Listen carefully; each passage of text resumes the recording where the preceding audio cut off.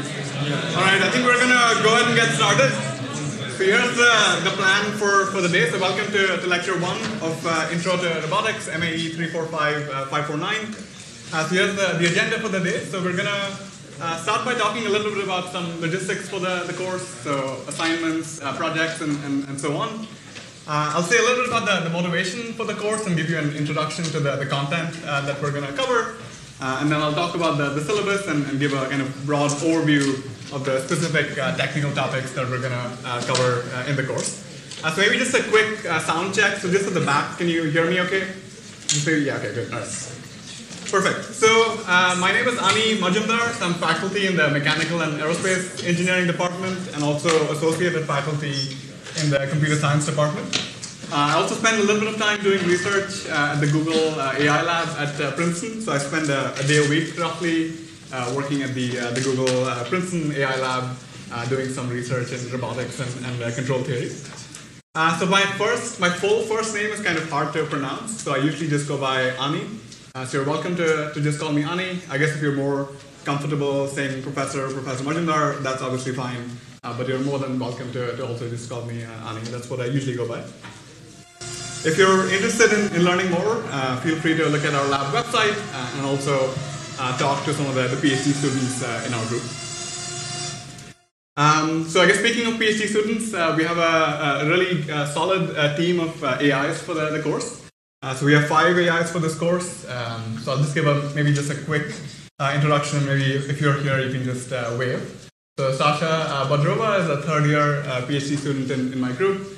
Eric Lepofsky is a 4th-year PhD student in Professor Alex Glauser's group. Anya Olsen is a MEng student in MAE. Alan Wren is a 4th-year PhD student in my group.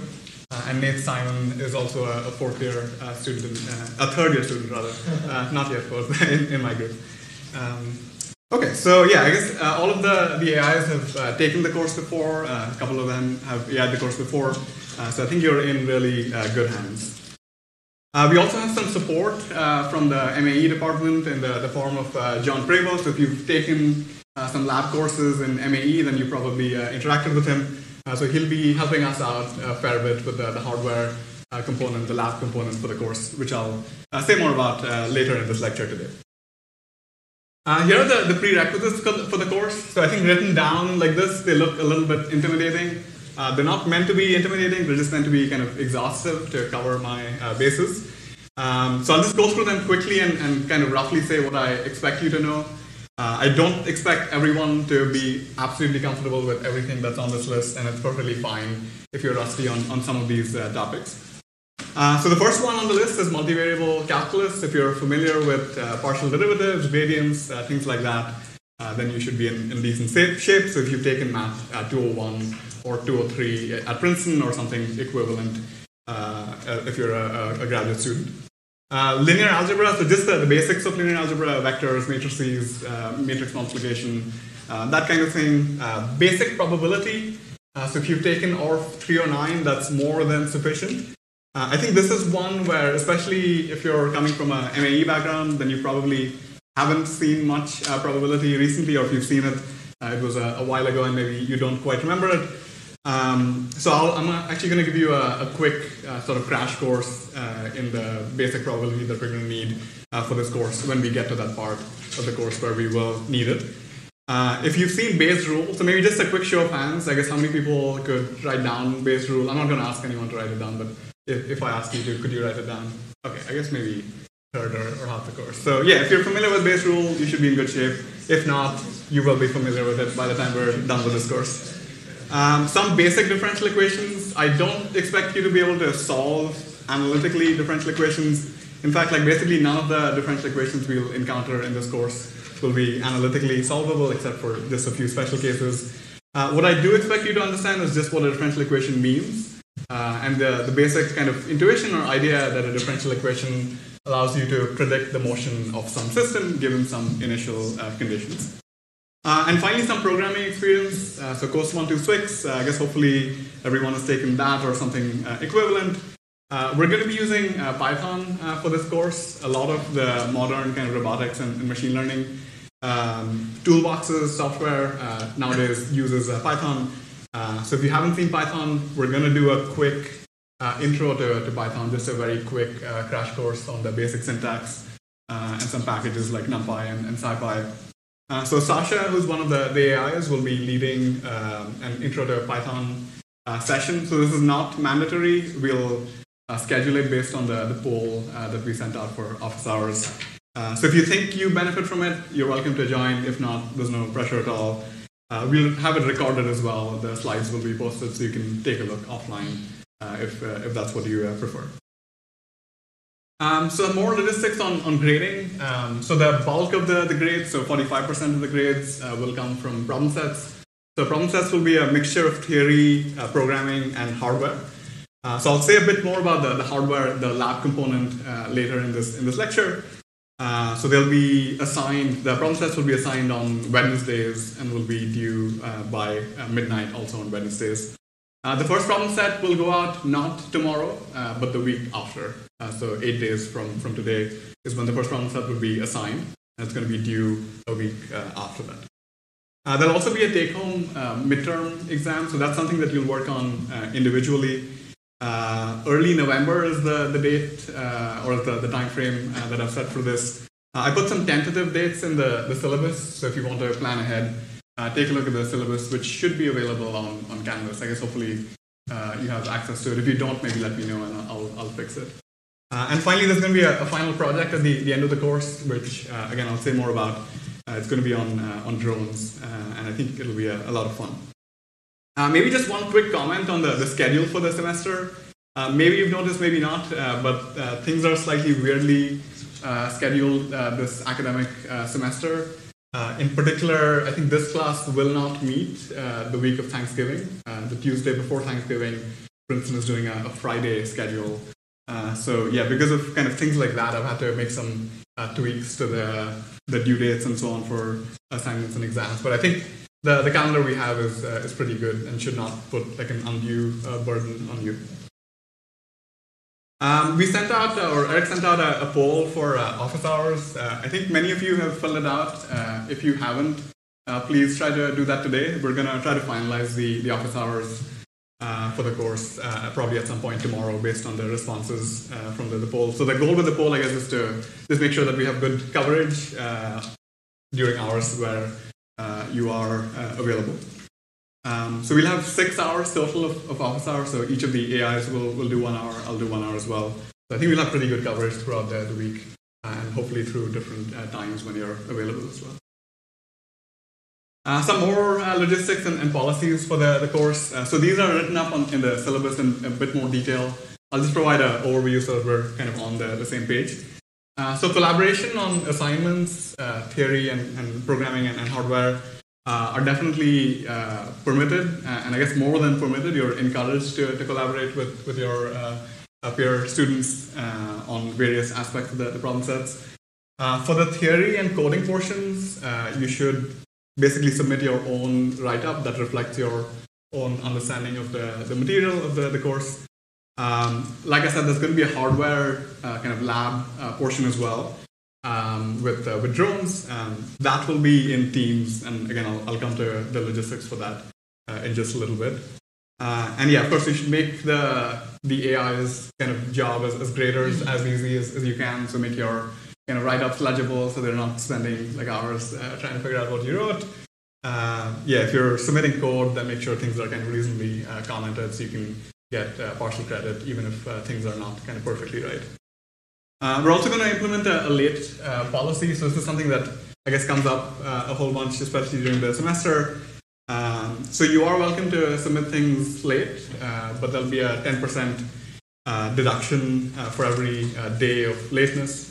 And if you submit it beyond a week, then we won't accept it. Yeah, we'll enforce this like pretty strictly. So the only exceptions will be things like personal emergencies, illnesses. So obviously if those kind of things come up, just send me an email and we'll make an exception. But if you tell me, oh, I was busy with some other midterm, then we won't make an exception. So we'll kind of enforce this late policy pretty strictly in that sense. Yeah, like I said, there's going to be a take-home midterm exam. That will be individual. It'll be open notes, no internet. open books, but no collaborations. We'll work on it individually. And yeah, finally, regular attendance is strongly encouraged. So I'm not taking attendance, or it's definitely not mandatory, but I guess hopefully you'll enjoy the lectures, you'll get something out of it, and you'll continue coming to them. So we have some references for this course.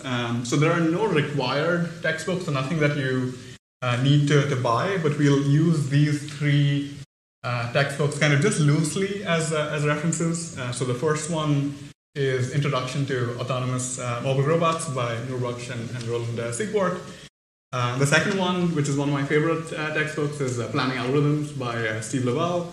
And finally, the third reference will be Probabilistic Robotics by Sebastian Thrun, Wolfram Burgard, and Dieter Fox. So there are PDF versions of some of these books available online, and I've just linked to where you can find them. So you're not required to buy anything. And as I said, we'll use these kind of loosely. So I'll supplement all the lectures with lecture notes and lecture slides that I'll post on Canvas. And that might end up being your main reference. But then for supplemental reading, if you're interested in digging down into some of the details, I think these are really solid references that you might end up using if you can continue with robotics beyond this course. Just some other logistics. So we'll use Gradescope, which is accessible through Canvas for the course. I guess hopefully at this point, everyone has used Gradescope and is comfortable. If not, it's a pretty easy thing to use, and I think you'll get pretty comfortable with it. And it makes the job of the AIs, the graders, easier as well. We're also using EdDiscussion for the course. So I sent out an email at some point last week, so you can kind of get started on EdDiscussion. This will be for questions that come up primarily about assignments, mostly about labs, probably hardware issues, things like that. Potentially also about like some of the theory questions in the assignments, and maybe about logistics. If you have questions about logistics, also feel free to post something on EdDiscussion, particularly things that you think others might benefit from. So if you think that there's some question that other people in the class might benefit from having the answers to, feel free to post those questions on EdDiscussion, and we'll try to respond kind of as frequently as we can within reason. All right, so I guess the final, I think, piece of logistics is MAE 549. So the course is divided between MAE 345, which is cross-listed across ECE and computer science as well, and MAE 549. So MAE 549 is the graduate level track. So 345, the undergraduate version, has 72 students who are enrolled. The grad track 549 has 12 students who are enrolled. The lectures are going to be shared for both tracks.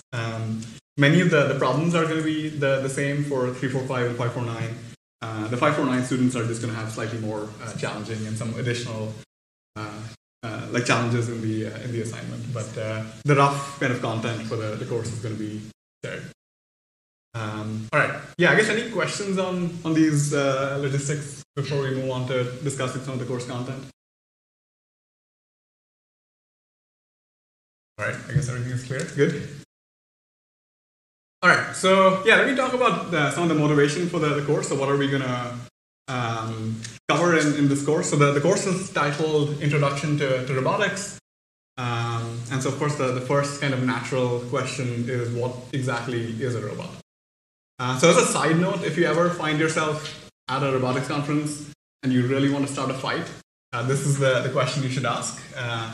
So yeah, it turns out that this kind of basic question, what is a robot, is something that elicits really strong reactions, strong opinions from roboticists. It's not something that people kind of universally agree on, but for the purposes of this course, we're just going to give a kind of working definition. So we're going to say that a robot is some embodied agent that can be programmed to perform physical tasks. So let me just maybe write down the key phrases that I've highlighted here. So the first one is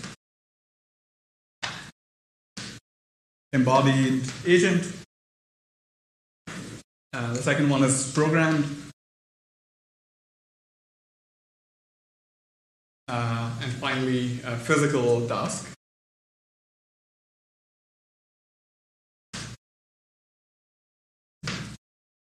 So, yeah, like I said, this is a working definition that's good enough for this course. It's not something everyone agrees on. There are other reasonable definitions as well that you might encounter if you kind of continue with robotics. So if you just open up Wikipedia, for instance, or just a dictionary, this is the definition you might encounter.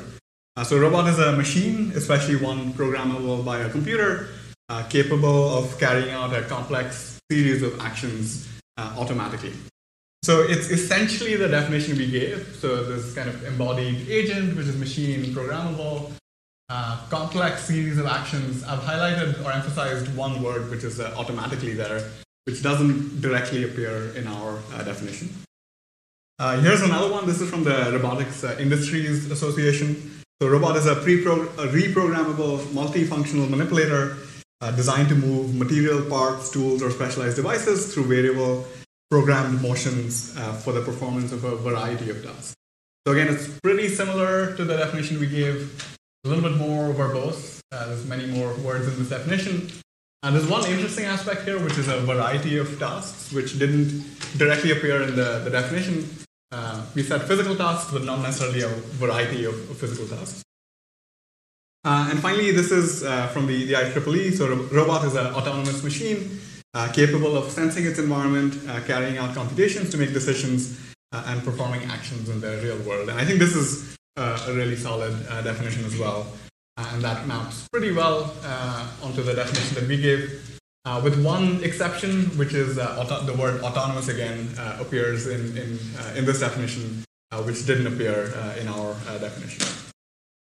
So ultimately, I think all proposed definitions have some or the other problem. They're not like completely satisfactory. And I think to understand why, it's helpful to just go through some examples and think about what is or is not a robot. So this is Boston Dynamics' Atlas humanoid robot. So I think this is completely uncontroversial. So if this is not a robot, then nothing is a robot. So this definitely satisfies our definition. So it's an embodied agent. It has some physical embodiment. It's obviously programmable. So you've probably seen many YouTube videos of the Boston Dynamics engineers having programmed this robot to do many things, many physical tasks, locomotion, manipulation, and so on. So I think this one, uncontroversially, is a robot. The second one is a Crazyflie drone. So I have I brought one of the drones here. So this is the robot that we're going to be using for this course. So it's a small drone that we're going to program to do a variety of tasks. And I think, again, this one is uncontroversially a robot. Drones in general are pretty uncontroversially robots. Again, they satisfy our definition. So embodied agent, so clearly I brought it here. This is embodied. Programmable, that's what we're going to do in this course. And physical tasks, I think, is maybe the most ambiguous one. So I guess maybe does someone want to challenge that one? Like, does a drone really perform physical tasks or not? Any thoughts on this? Just raise your hand. Go ahead.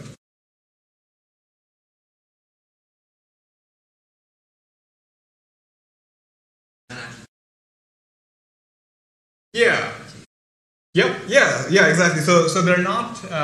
If you have a very strict definition of what it means to perform a physical task, like manipulating some external object directly, that's not something they're doing. Right? Like typically, they're just manipulating themselves. But I think our definition of physical tasks we can keep to be like broad enough to also encompass that. So yeah, we're going to say this is a robot. I guess if we said this was not a robot, then this would be a somewhat disappointing course if we spent all our time working on something that wasn't a robot. Okay, here are some other more interesting, maybe ambiguous examples. This is a dishwasher. All right, so I guess does someone want to maybe argue for or against either one? For this being a robot or against this being a robot? Any thoughts?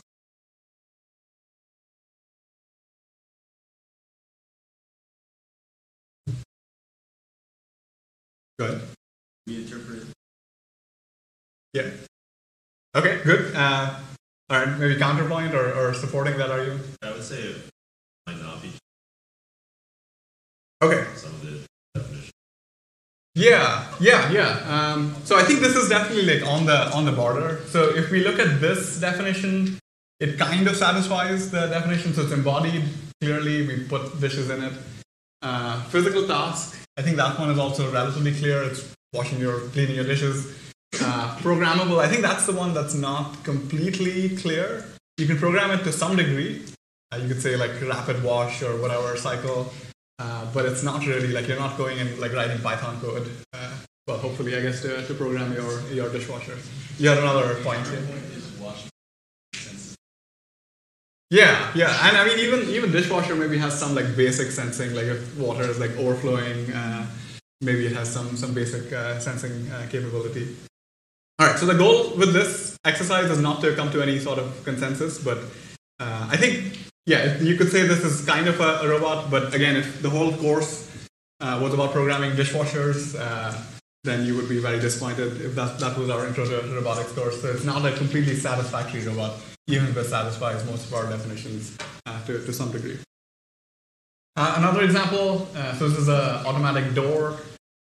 So this is maybe another kind of counter example. There is some sensing here, so there's a little camera or some kind of sensor that senses whether a person is about to enter, and it opens up the door. So there's some sensing, there's some actuation, there's some computation, and it kind of mostly again satisfies our definition. So it's obviously an embodied agent, there's an actual like door there. Physical task, opening and closing, so relatively simple physical task. Programmable, again questionable, like someone obviously programmed it to do something, but not something super interesting. I guess, does anyone have strong opinions one way or the other on this one? All right. Yeah, this one is also kind of ambiguous. All right, here's another one. So this is some voice assistant like Amazon's like Alexa or something like that. What about this one? I guess thoughts on whether this is a robot, maybe for or against? Like just according to our working definition that we proposed. Good. Seems to meet the working.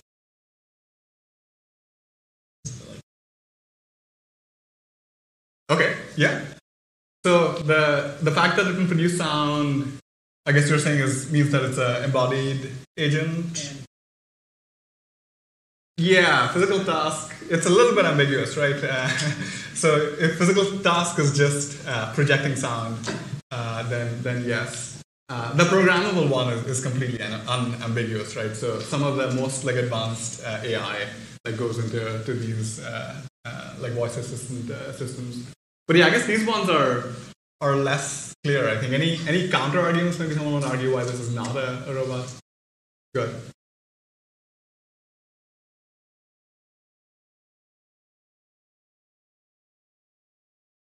Yeah.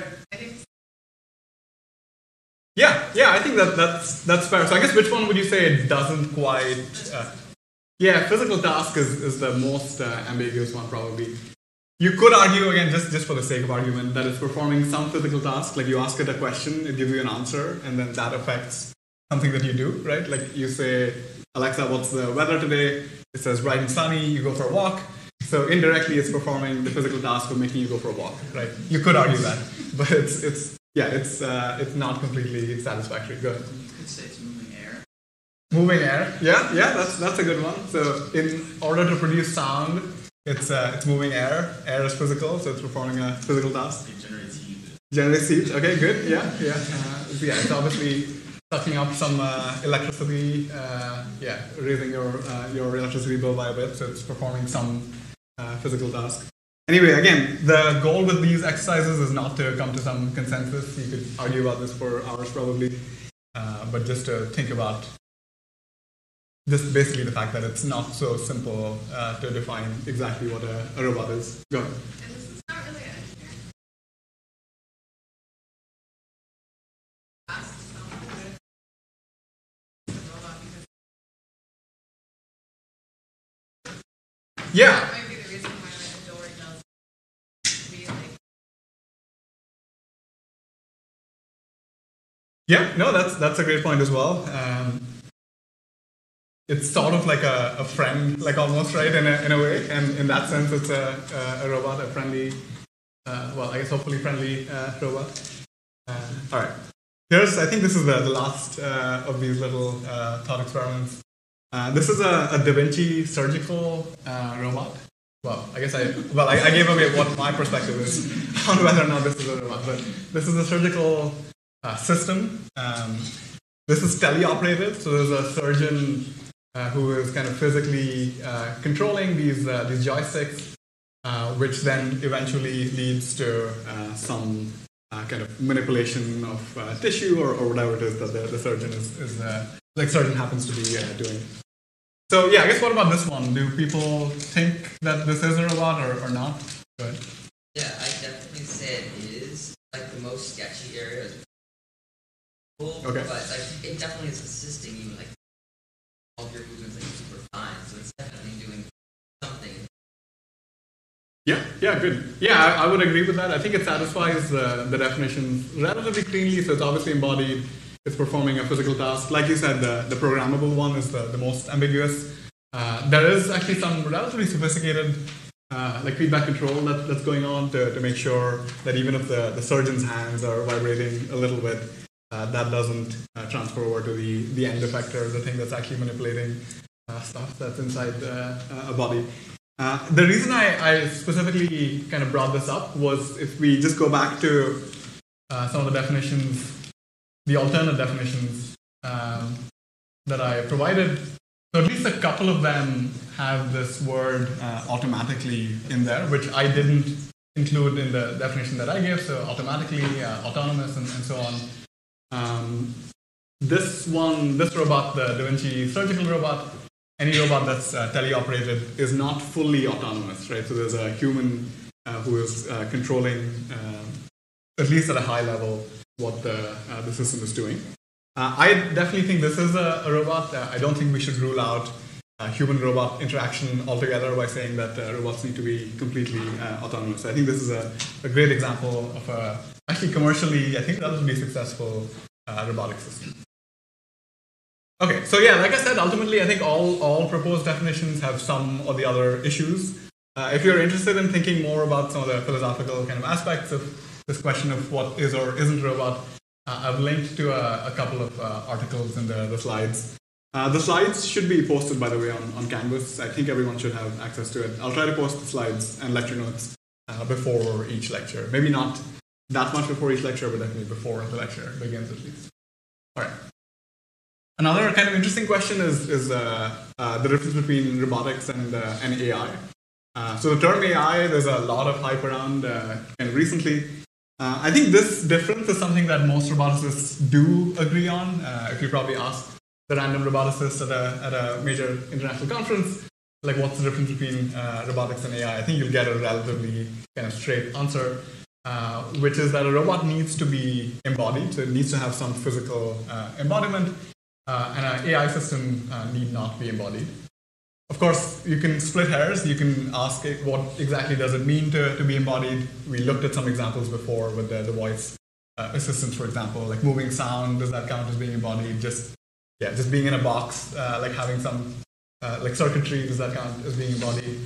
But I think, intuitively at least, it's hopefully clear like what it means for something to be embodied or not. These are two examples of, I guess, some of the most maybe popular AI systems or popularly known AI systems. This is IBM's Watson. So this was the Jeopardy playing system that beat the then, I guess, Jeopardy champion. This is DeepMind's AlphaGo system that beat Lee Sedol, who's the Go champion. This was back in 2016, and this is like a major milestone for AI. If you look at this kind of image here, you'll notice that there are two humans, right? So there's Lee Sedol, that's the human, and then there's this other person who's kind of a representative. I think he's also an actually accomplished Go player who was on the DeepMind team. But he's the one who's moving the physical pieces, right? So he's the embodiment of the AI system being DeepMind's AlphaGo. So yeah, I think this one, I guess if you kind of ignore the human, is not a physically embodied system. We would say it's an AI system and not a robot. One thing to maybe think about, like just food for thought, is maybe there's no like binary definition, this is a robot or not. If we think about this, this definition that we provided, the robot is an embodied agent that can be programmed to perform physical tasks. Maybe there's some kind of like degree of roboticity, like degree of being a robot. And I guess just a kind of high-level point, I think the lack of a generally accessible or generally kind of acceptable definition hints at some deep philosophical questions, and also could be an indicator of the youth of our field. So robotics is a relatively young field. I'll talk about some of the history and like prehistory of robotics in a little bit, but it's not that old, just a few decades old in its kind of modern form anyway. So I think the fact that we can't fully agree on what is a robot is an indicator that there's still a lot more to do in terms of research in robotics. Yeah, like I said, I think maybe there's not a binary notion of robot or not robot. Maybe there's some degree of roboticity that has to do with like a degree of embodiment or a degree of autonomy or a degree of complexity or a degree of programmability. This was kind of implicit in some of the alternate definitions that I gave. So if you think about like a variety of physical tasks, that phrase was one of the definitions. That hints at maybe the idea that you need to have some continuous measure of whether or not something is a robot. But we don't have formal kind of mathematical, like crisp definitions for any of these terms. So yeah, we use these terms a lot in robotics, but we can't kind of mathematically say what does embodiment mean, what does autonomy mean, what is complexity. Maybe that one we can sort of say programmability. Yeah, it's not, these are not like crisp, mathematically like well-defined terms. And again, I think this hints at the fact that we're a relatively like not so mature field, and maybe like 100 years from now we'll kind of agree on some of these terms. All right, I guess any questions on this? Okay. So according to our like definition that we provided, so embodied agent, programmable, able to perform physical tasks. Let's now discuss what a typical robotic system looks like. So what's the anatomy of a typical robotic system? And again, I'll use the Crazyflie drone or drones in general as a running example of a robotic system throughout this course. So a robotic system has has some actuators. So these are things that basically allow it to perform physical tasks, something that moves. So the four motors of a quad rotor, those are the actuators, the things that are being actuated. It has some sensors. So this drone in particular has an optical flow sensor. So that's a downward facing camera that basically allows the robot to measure its velocity relative to the ground. So I'll say more about optical flow, all of that kind of like details later on in the course. But it's, yeah, you can think of it abstractly as being some sensor that's a downward-facing camera that's allowing the robot to estimate its velocity relative to the ground. It has other sensors, so there's a height sensor to maintain some height. Later on in the course, the kind of last third of the course, we're going to put a camera on the drone and use that for autonomous navigation in the final project. Also has an inertial measurement unit, so I guess that's one of the most important sensors. Is an accelerometer and a gyroscope, which tells the robot how quickly it's accelerating at any given point in time, and also its orientation as well. And then there's some computation. So the computation on this drone is relatively kind of lightweight. We'll use some of the onboard computation for some of the labs, but for some of the labs we're going to do off-board computation. So we're going to send the sensor measurements onto a laptop or a desktop computer that does some computation. And there's a kind of feedback loop, right? So the robot senses its own state and the state of its environment. It performs some computation based on those sensor measurements. Finally, it uses the results of those computations to tell its actuators how to move. And this kind of loops around until it accomplishes whatever task it's supposed to be accomplishing. So this general cycle is known as the sense, think, act cycle. So you sense something, You think, you perform some computations, and then you act, and then you do this in a kind of feedback loop. And most robots are kind of architectured in this way. There's some sensing, there's some computation, and there's some actuators, and the general software for the loop, the system kind of operates in this sense, thing, act loop. All right, so just a brief kind of pre-history of robotics. This is, obviously not something I want to quiz you on. It's just to give you some food for thought, and I personally find it interesting, so I'm going to discuss it. This is a pre-history of robotics, not quite a recent history. And I guess the main point I want to make with the slide is that I think our fascination for intelligence and for robots dates back many millennia.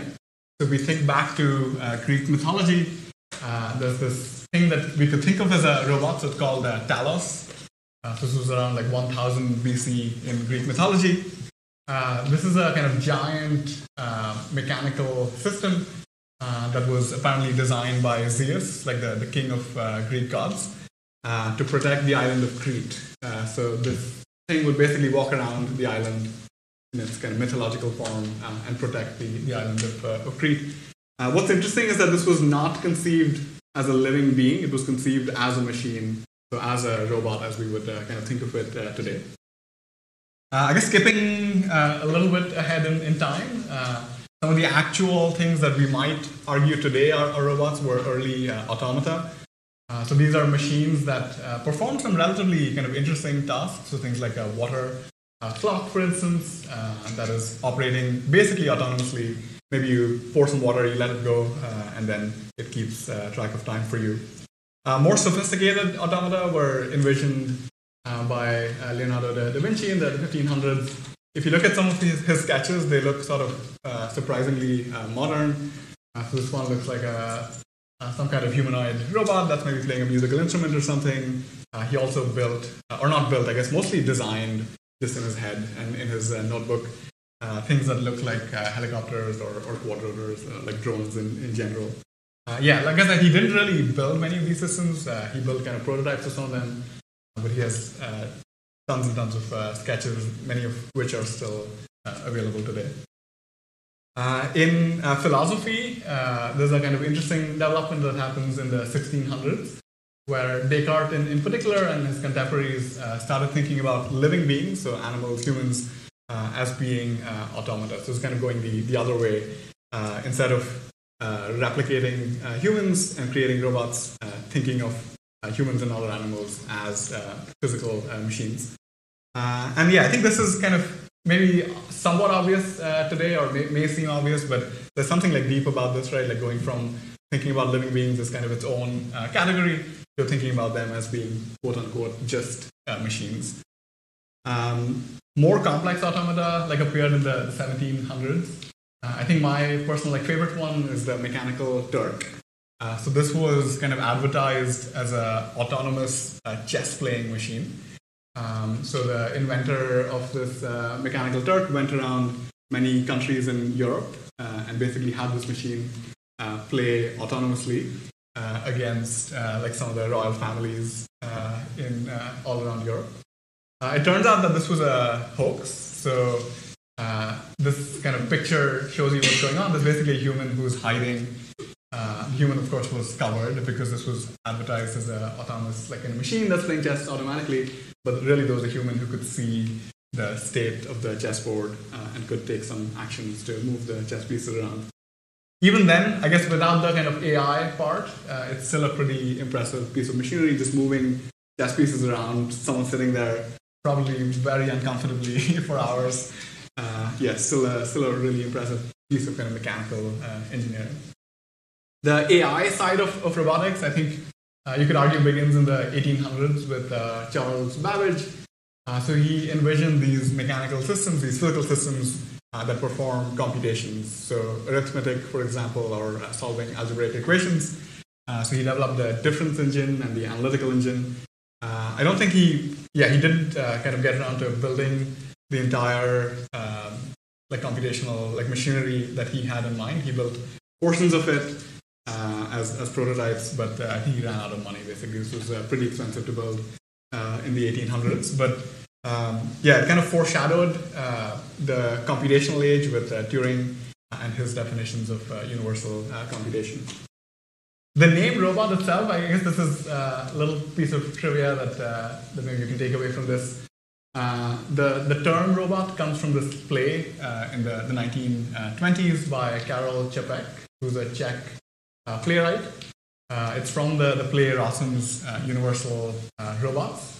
And the word robot roughly translates to work or labor in Czech. Does anyone speak Czech, by the way? Go ahead. Does this seem accurate?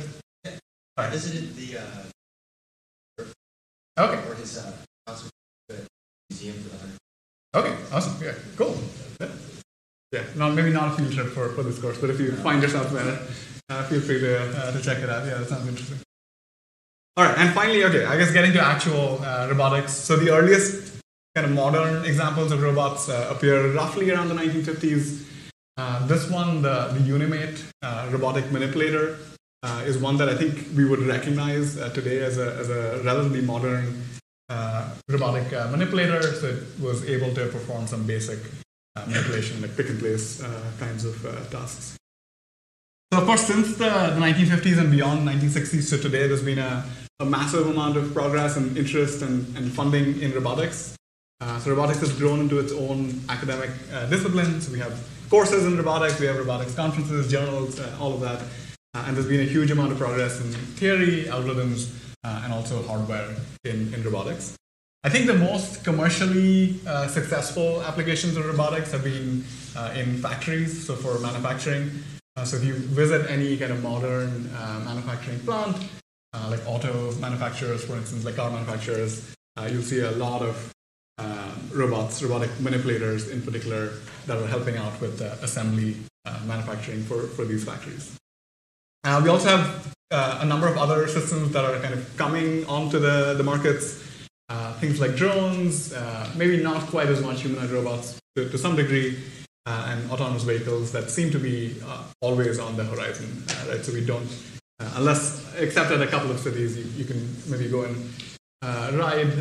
So in Arizona, for instance, or some parts of San Francisco, you can ride some autonomous vehicles.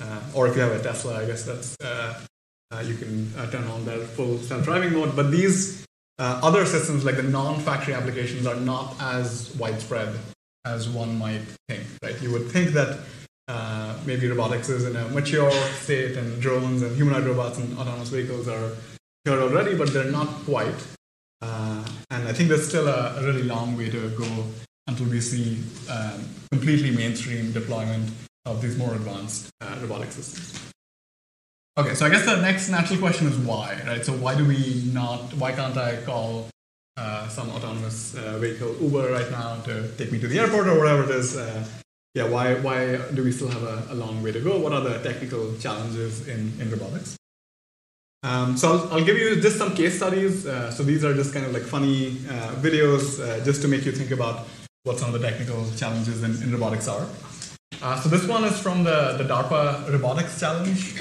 So these were humanoid robots that were programmed by different, mostly academic teams across different universities around the world to perform tasks that were motivated by search and rescue missions. So the humanoid robot was supposed to go into some like disaster-stricken zone and maybe clear up some rubble, turn a valve, those kinds of things. The direct motivation was the Fukushima nuclear disaster in Japan. That kind of sparked some funding agencies. This one was DARPA, that's the Defense Advanced Research Project Agency, to fund some research into robots that could perform some useful tasks for these kinds of disaster regions. So anyways, I'll play the video and then I'll...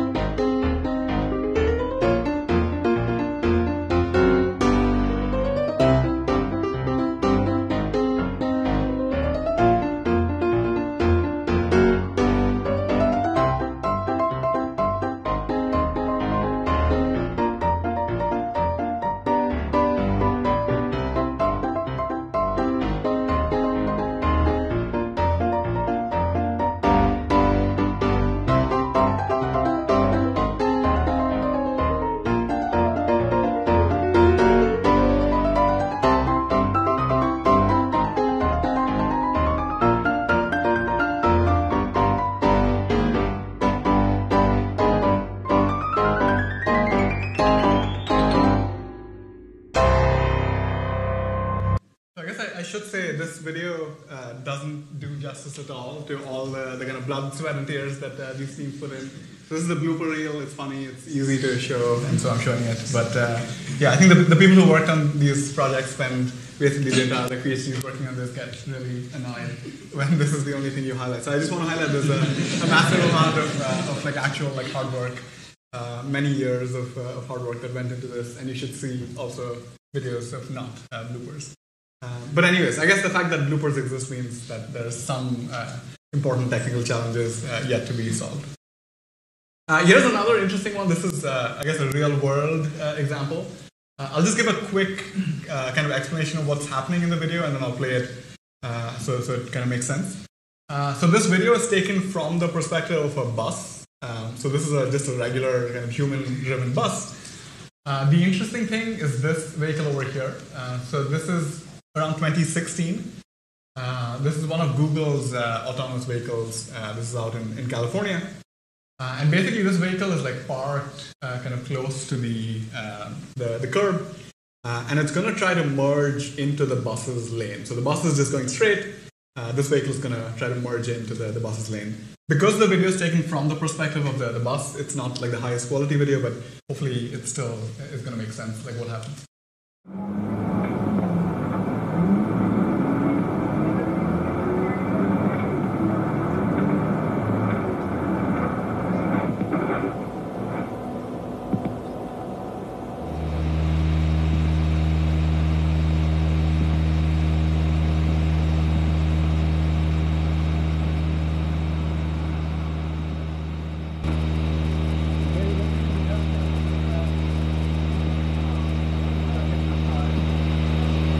What happens is, as the car tries to merge in, there's a collision, so the car collides with the bus from which the video is being taken.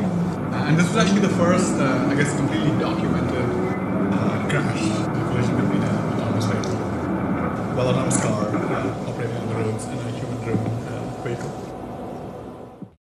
Here's another one. This is just for fun. Na premávku, tak to je v podstate ako auto bez vodiča. Čiže zoberme si klasický prípad, keď na prechod niekto náhle vbehne. Že či to auto samé zastaví. Ty vole! Počkaj, no spustiť a nehýbať sa. Čiže systém City Safety nám v reálnych podmienkach... Yeah, I guess this was meant to be autonomous, but it didn't quite work. All right, so what's going on in these videos, right? And more broadly, why are we struggling so much to deploy these systems out in the real world, mainstream deployment? So I think in one word, the main technical challenge in a lot of these different application domains has to do with uncertainty. So uncertainty is going to be a recurring theme that we visit and revisit throughout this course. And I guess if there's one thing maybe I want to really emphasize in this lecture, it's this. That essentially all the major technical challenges in robotics, at least from my perspective, come down to the challenge of dealing with some form of uncertainty.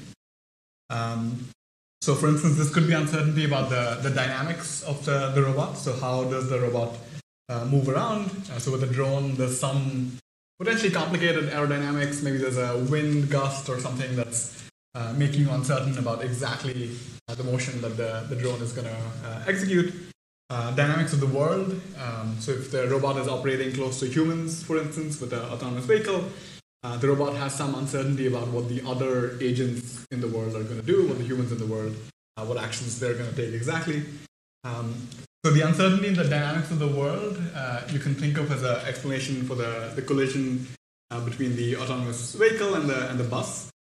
So what was happening roughly there, so Google actually has a report that they published online analyzing exactly the reasons for the crash. But roughly what happened is that the autonomous vehicle was trying to merge into the lane of the bus. The vehicle was expecting the bus to yield, which turned out to be a mistake. The bus did not yield, and that led to a collision. And there's other kinds of uncertainty that we'll encounter in different parts of the course, uncertainty about the geometry of the world. So things like occlusions, for instance. There's a whole bunch of chairs over here. I don't know exactly what's behind some of the chairs. More broadly, I don't know like exactly what's kind of outside this room. So what is the geometry of the world going to look like? I don't know it until I start sensing it. Uncertainty in sensor measurements, that's something you'll definitely encounter when you're working with our drone. The drone has a reasonable estimate of where it is, what its velocity is, what its height is, and so on. But those measurements are not completely perfect. Uncertainty in the user's intent. So if you have a robot that's trying to interact in some way with a human or taking instructions from a human, the robot might not know exactly what the human wants to do or what it doesn't want it to do, and so on. Yeah, there's a whole kind of long list of different kinds of uncertainty that either the robot encounters or the robot's designer encounters. And I would argue that essentially all the technical challenges that researchers in robotics think about and all the technical challenges that we encounter when deploying real-world robotic systems boil down to trying to handle different kinds of uncertainty. All right, any questions, I guess, so far on any of the things we've covered? Go ahead. Are we going to? Yes, maybe I'll just repeat the question. So are we going to talk about robots that learn about the environment? The answer is yes. So I'll say a bit more about the technical topics that we'll cover in the course. But the last module will be about machine learning, and that's where we'll talk a little bit about that. Yep. Good.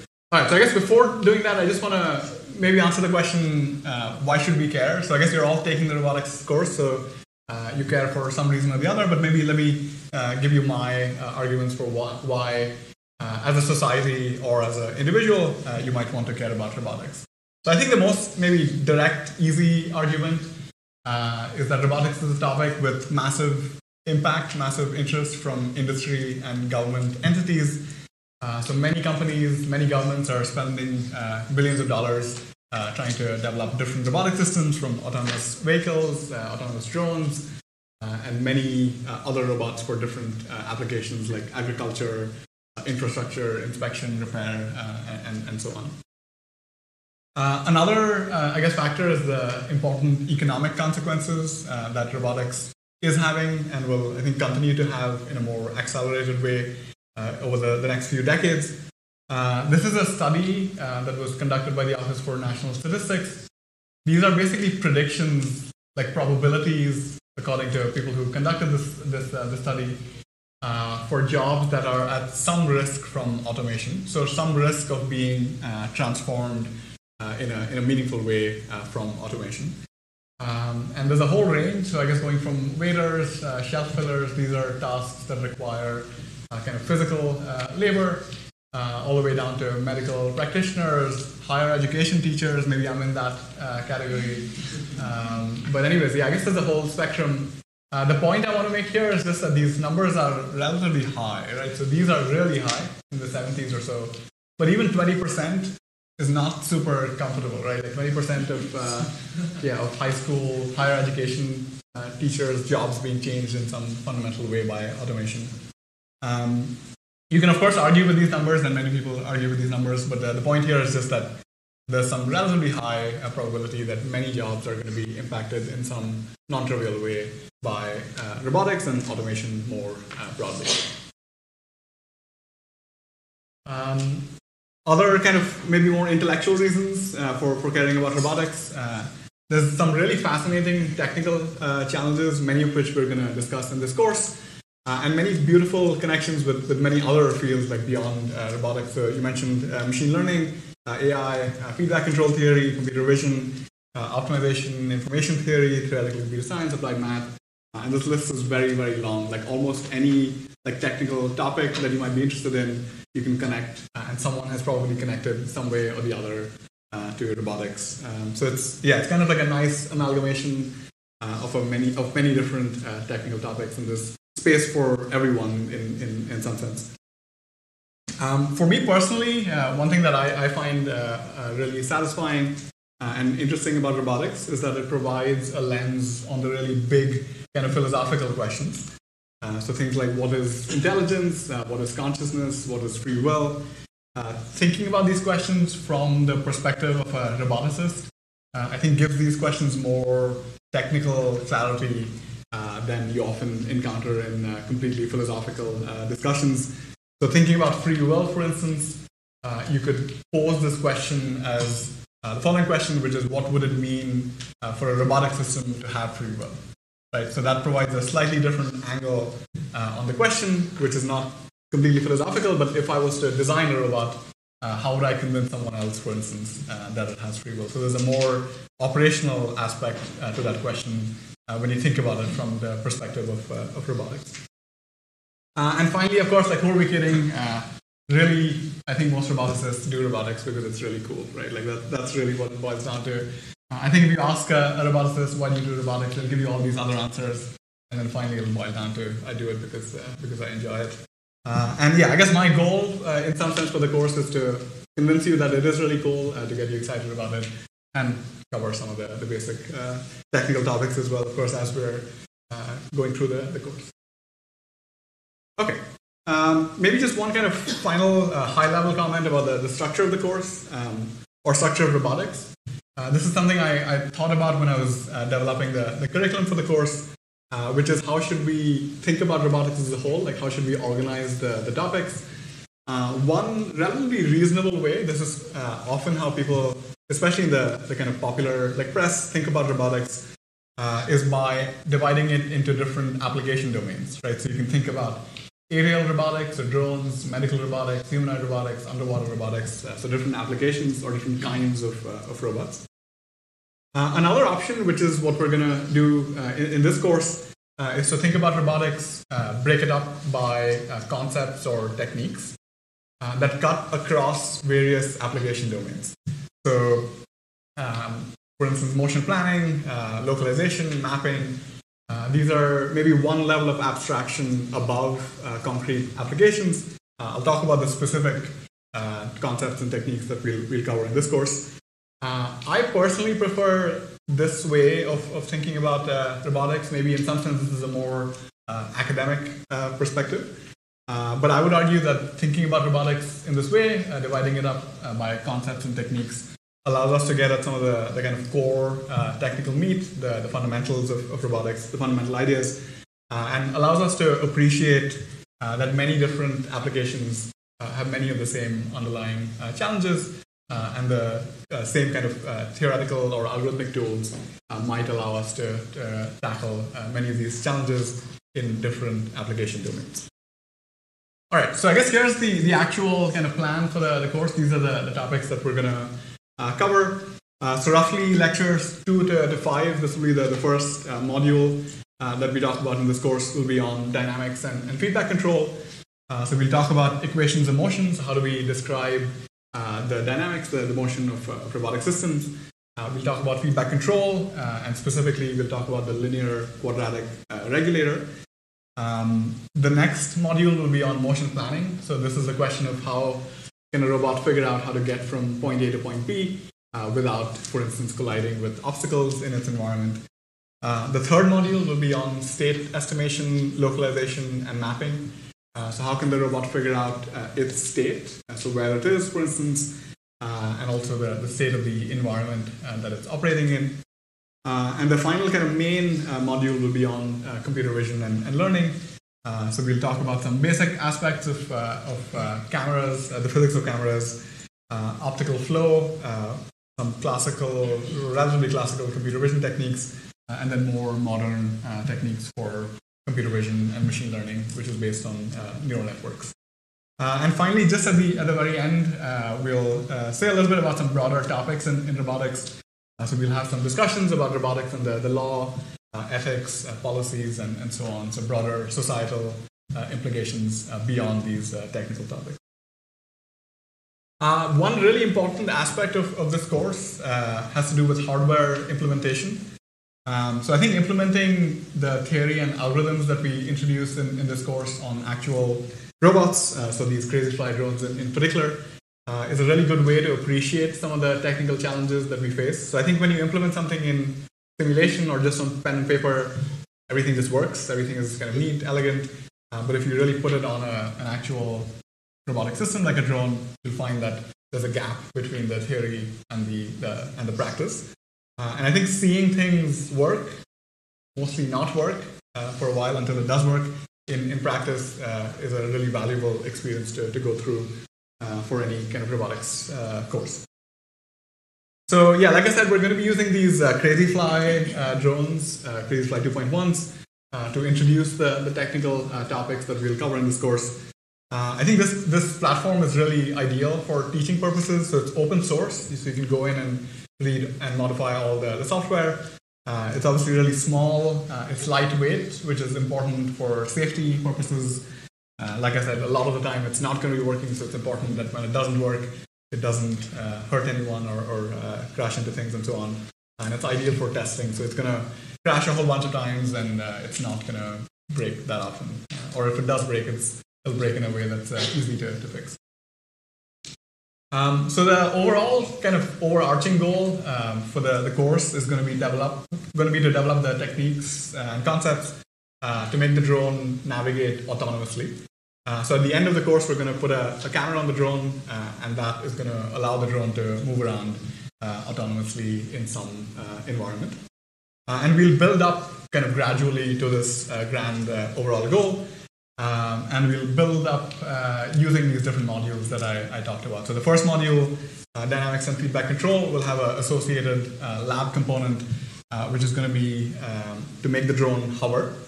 So hovering just in place is arguably the most kind of basic physical task that you might ask a drone to perform.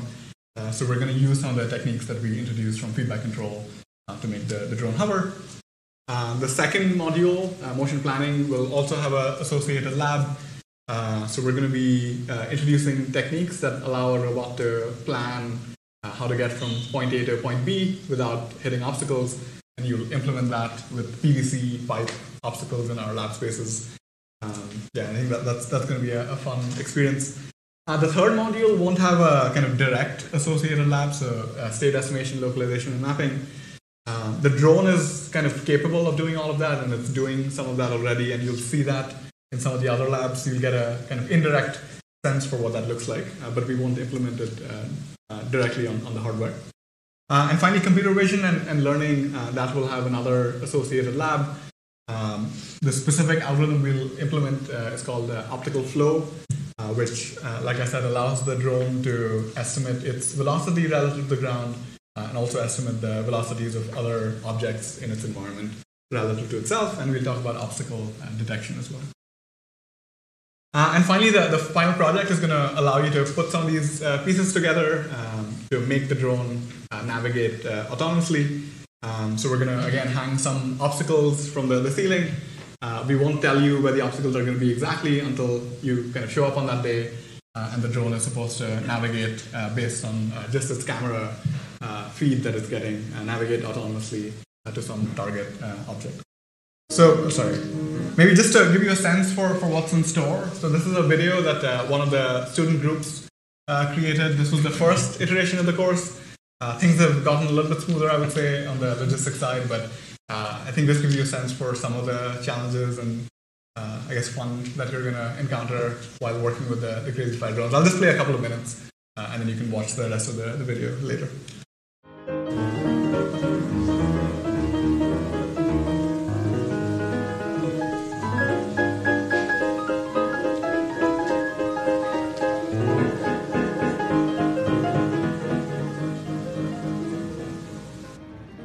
First test of the drone.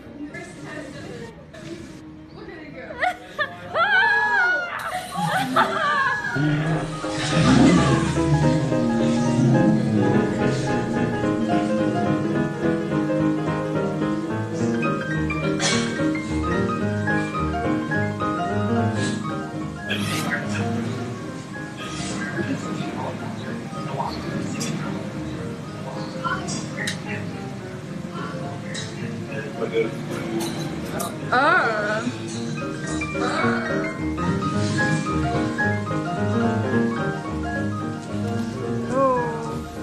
Oh, the propeller.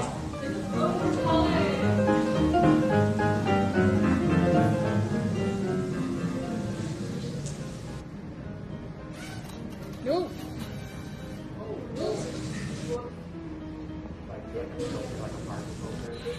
Should hover and land. It hovers. Oh my god. And then it lands. Okay. Oh, that's bad.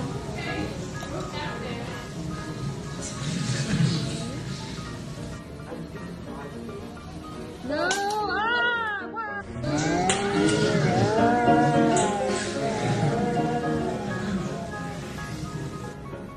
Oi, what are you doing?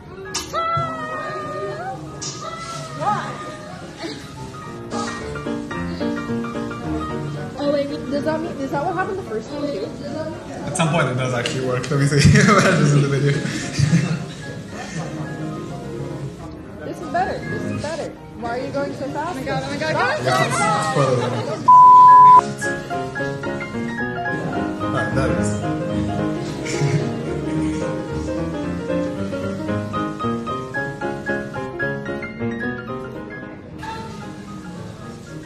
Oh my god, oh my god, oh my god. Ah!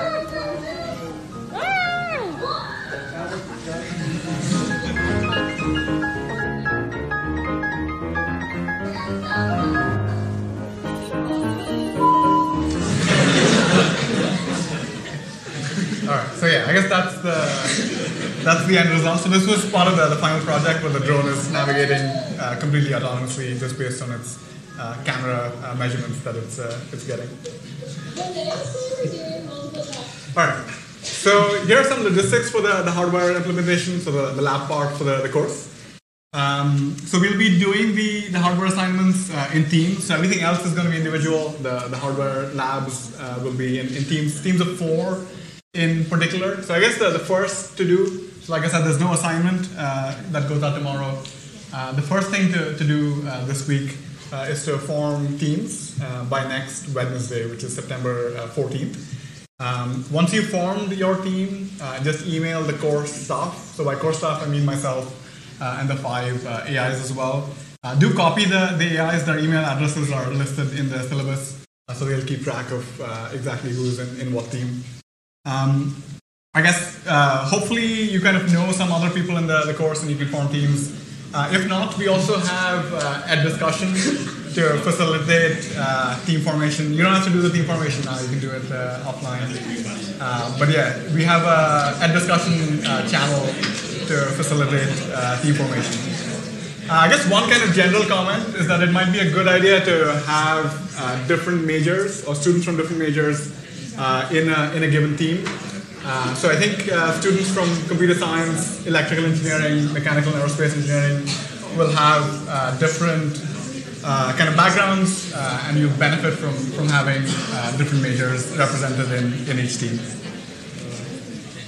Some more logistics for the hardware implementation. So we have 2 lab spaces, so G105 and ACE Anlinger 012, that we'll use for implementing the hardware assignments. There's a general lab safety training that you'll need to complete if you haven't done so already. So I think most people have completed this. If you're a MAE, PhD student or undergraduate student or ECE student, then you've already done this. I think if you're in computer science or ORPHE, maybe you haven't done this nominally. Maybe just raise your hand if you know what I'm talking about and you've completed that requirement. Okay, I guess less people than I had thought. All right, I'll send an email about the safety training, and you'll get a chance to complete it this week. And you'll need to do this to get access to the lab spaces. So please do this before the first lab goes out. All right, so just some final comments before we end. So robotics borrows a lot of different ideas from many different fields. I mentioned control theory, computer vision, machine learning, optimization, and so on. What I've tried to do in this course is focus on topics that I think are kind of quintessentially robotics and don't directly belong to any other field. At the same time, it's impossible, I think, to avoid discussion of some neighboring topics like feedback control, like computer vision. At some point, you might think that this is a survey course, which it is not intended to be. I guess it's intended to be kind of an intro course, not exhaustively covering all kinds of different topics in robotics. And finally, different parts of the course may feel more or less challenging depending on your major.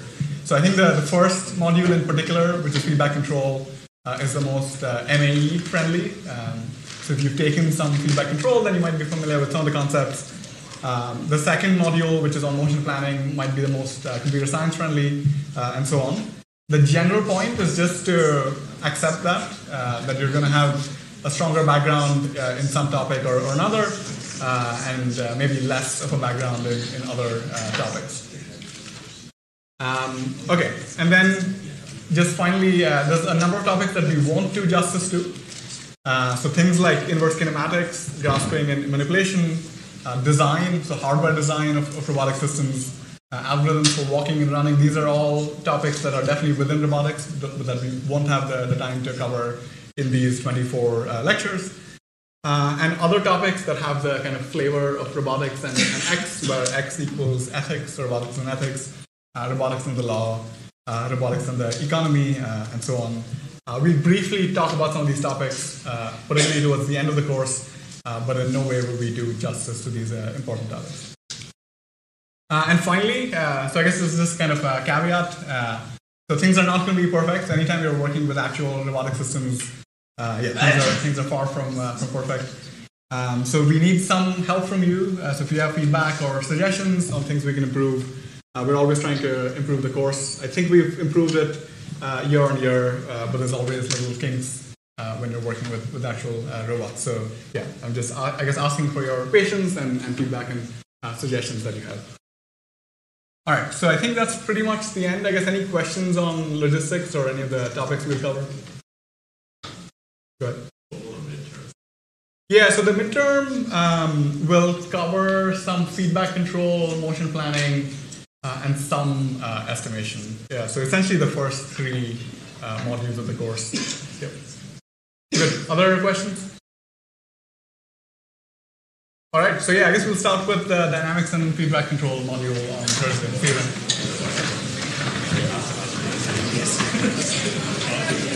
then.